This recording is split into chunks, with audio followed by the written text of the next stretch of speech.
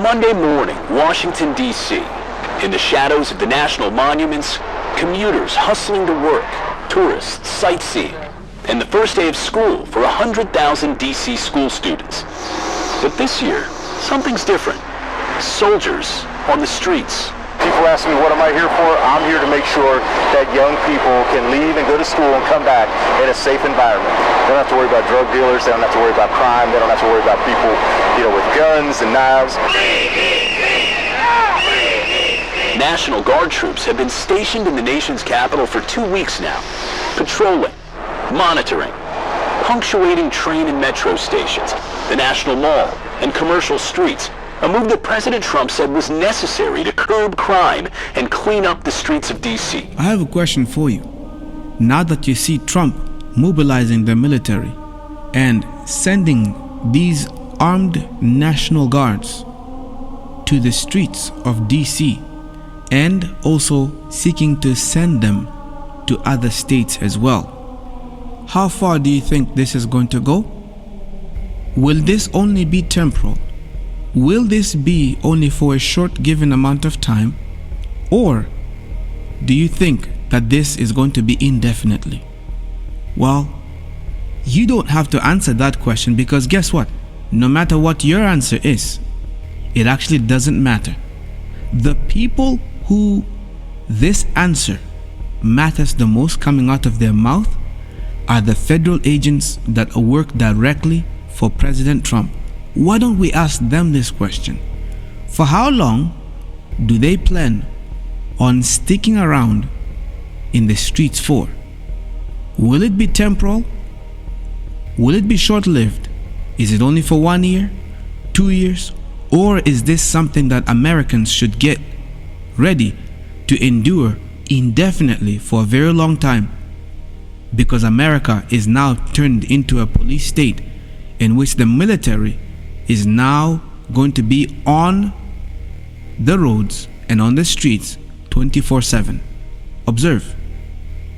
Mayor Bass is on TV, it seems almost every day, saying that the federal government has to leave LA and these operations have to stop. What's your message to her? The federal government is not leaving LA. I don't work for Karen Bass. The federal government doesn't work for Karen Bass. We're going to be here till that mission's accomplished, as I said, and better get used to us now, because this is going to be normal very soon. Straight from the horse's mouth, this is going to be the new norm. Ladies and gentlemen, we have to understand that this is very serious. This is very serious, and America is not going to be safe just because of the military being on the streets. Yes, people are going to be afraid to commit crimes, but you have to understand that something much bigger is getting ready to take place here, and that is that your freedoms, your rights, your privacies, your ability to be able to move freely is actually about to be stripped away from you. So, people who are living in America, put together a game plan, get out of the cities, go into a rural area where you will not be in a heavily densely populated area.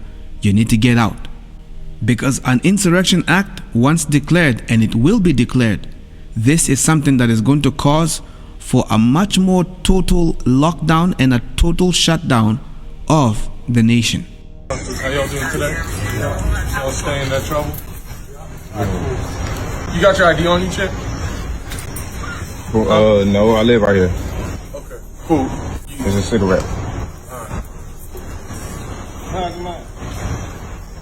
Did y'all get a call or something about right here? No, so we're doing checks, keeping everybody safe down here, right? Have you heard of the federal surge that Donald Trump's putting out?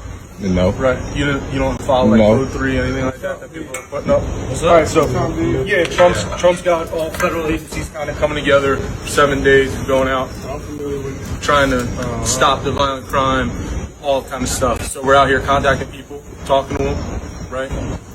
Quality of life offenses, smoking, drinking in public, right? Can't happen outside, right? Most people know that. Right? So we're contacting people, trying to advise them of the law so they learn, right? And then if there's other stuff going on where it turns into there's multiple agencies of somebody.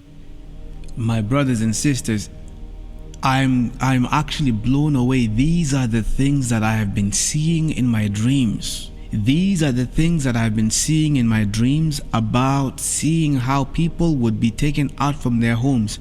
Right now, people are not being pulled out necessarily aggressively from their homes. But mark these words, time is coming very quickly.